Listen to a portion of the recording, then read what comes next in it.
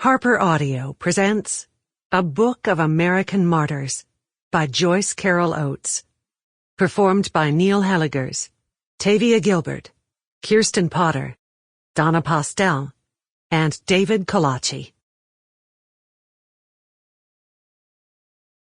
Soldier of God, Luther Amos Dunphy, November 2nd, 1999.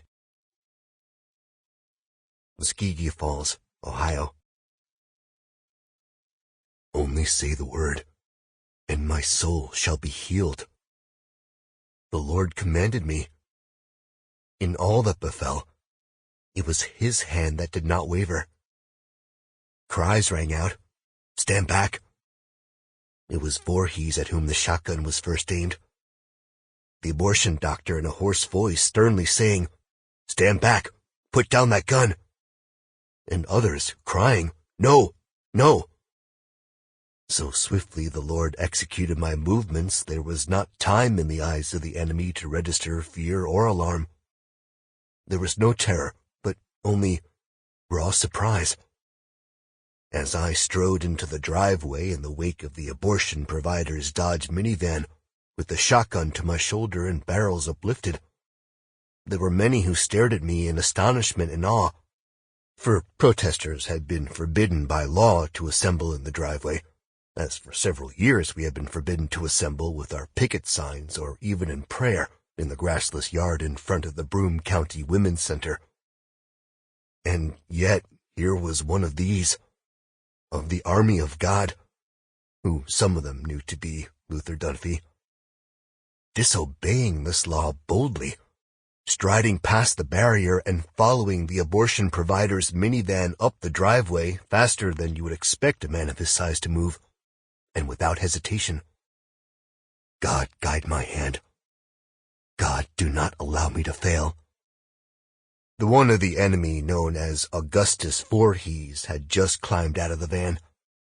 It was 7:26 a.m.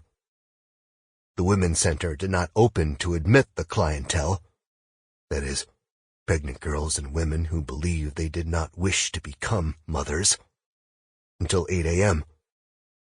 The abortion doctor, of my height almost exactly, which is 6'1" and his disheveled graying hair resembling my own, had thought to arrive early to avoid protesters and to enter at the rear of the center. But in his shrewdness, there was folly. For the Muskogee Falls police security did not usually arrive until 7:30 a.m., and sometimes later. And by the time police were summoned on this morning, his life would bleed away like the life of a gut-shot hog. Nor had Voorhees seen me less than 6 feet close behind him and rapidly overtaking him, until a look in his companion's face roused him to turn with an expression of utter surprise and shock. "No, stand back! Don't!" Already in this instant the trigger was being pulled, the barrels aimed at the abortion doctor at above the level of his chest, and the blast of the first barrel knocked Augustus Voorhees backward and tore into his lower jaw and throat in a way terrible to behold, as if the Lord had dealt his wrath with a single smote of a great claw. For shrewdly, I'd aimed high, not knowing if the abortion murderer was wearing a bulletproof vest. Later it was revealed that Voorhees was not so protected, in defiance of the fate that would befall him. Yet even so, in the midst of this deafening explosion, the Lord steadied my hands. As calmly I turned the barrels onto the accomplice, escort, close by, now screaming, "No, no, don't shoot!" In clumsy desperation, trying to back away and with arms and hands feebly shielding his body.